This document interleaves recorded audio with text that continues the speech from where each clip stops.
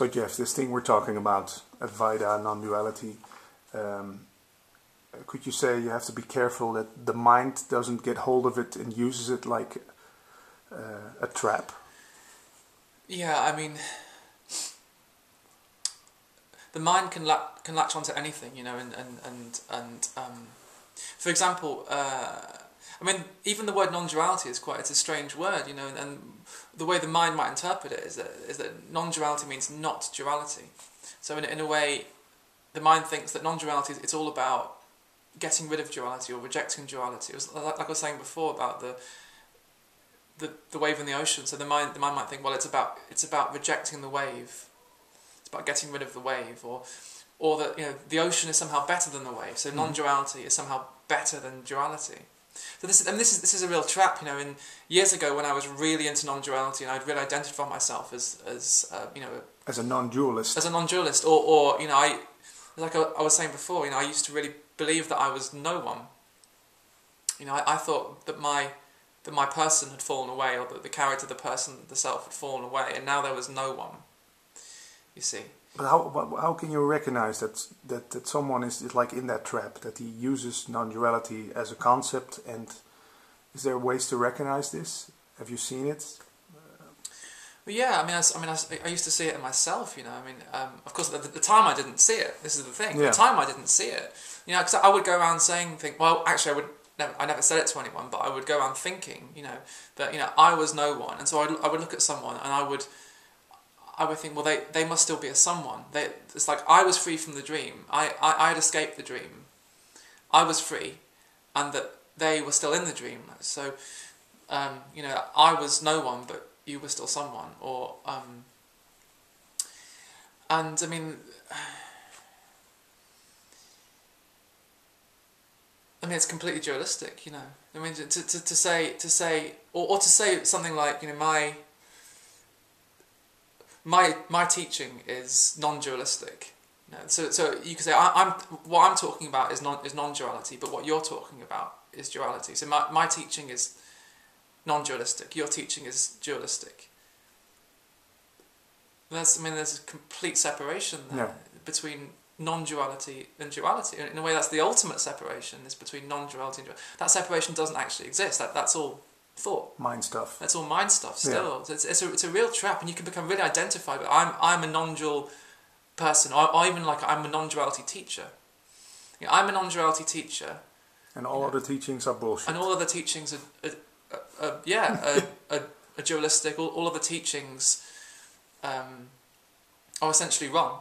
You know, my teaching is true, right? Your teaching is wrong. I mean, that's the guru game, and it's dangerous in a way, because, you know, I mean, this is what I used to do years ago, and luckily I completely broke out of it, because I saw it was just another trap. It was a trap, you know. Yeah. It was the mind thinking that you. So I used to think I was completely free. I used to think that I was free from separation, yet still I was separating between I was no one, you're someone, or the way I see things is non-dualistic. The way you see things is still dualistic. So you're wrong, I'm right. It's just another version. It's another version of the old religious stuff. You know, that my religion is right, yours is wrong.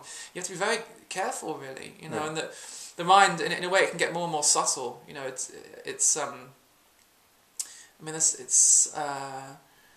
what I used to notice was how subtle and clever the mind can get in keeping separation going, and at the same time being in denial that separation is still happening. So it's like I'm completely free from separation, but you're not.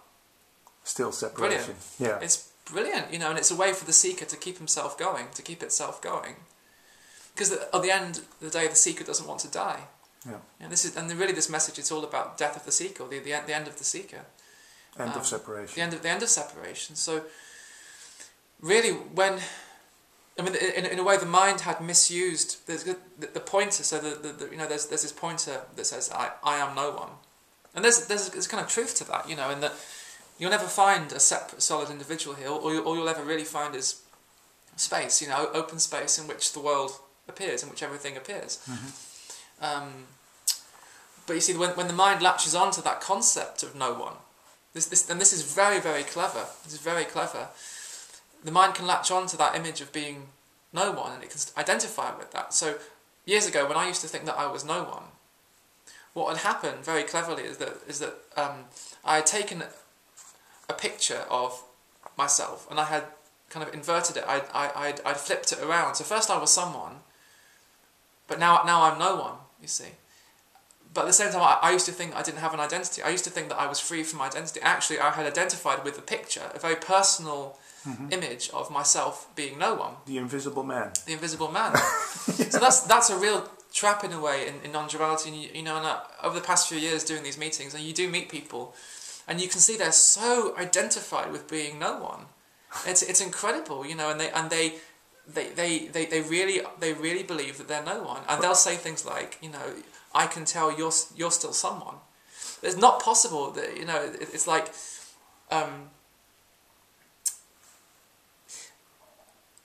so in order to be no one, you need someone else to be someone. Otherwise, you can't be no one. Yeah. So it's like you're using. This is what I was doing years ago. I was using the other person. I was projecting that they were still someone in order to maintain my identity as no one. And at the same time, thinking that I was free. Aren't those the people who are at meetings and when someone asks a question, they go like, oh, "Don't you get it?" People who react like that when seekers start asking questions. Well, yeah. I mean, in a way that. I realised, you know, years ago that there was a real arrogance in what I was doing, you know, thinking that I was no one. Because, of course, no one, I was, in a very subtle way, you know, superior. You were still lost in the dream, but I was free from the dream. Yeah, listen to me and... And I think that's the danger, in a way, of, you know, becoming a teacher. It's a very dangerous thing when you... because this is what I noticed years ago when I started... doing the meetings, what I noticed was that the mind wanted to come in.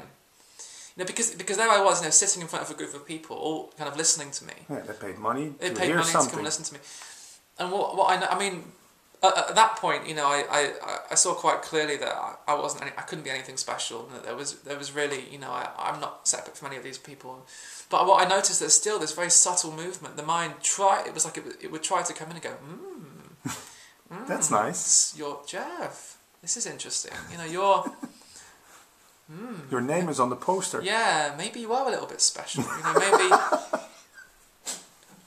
Yeah, I recognize it. Yeah. But I mean, luckily, at that point, I kind of... It was kind of seen through very quickly that this was just another thought. This was thought trying to claim... Yeah. Trying to claim something. But then... It can be quite an intoxicating thing, you know, for the seeker, for the mind to be in front of a group of people, to have people listening to you, and you start thinking, you know, you start to, in a way, you start to believe your own bullshit. If you're not careful, you can start to really believe, maybe I really am no one. You know, I'm no one. I'm enlightened. I'm no one. I'm special. I'm the guru. You know, and all these people, they still don't get it. Yeah, I get it. But that's the moment when you're going to sell little Jeff Foster's little miniatures. Which are available, actually. Yeah?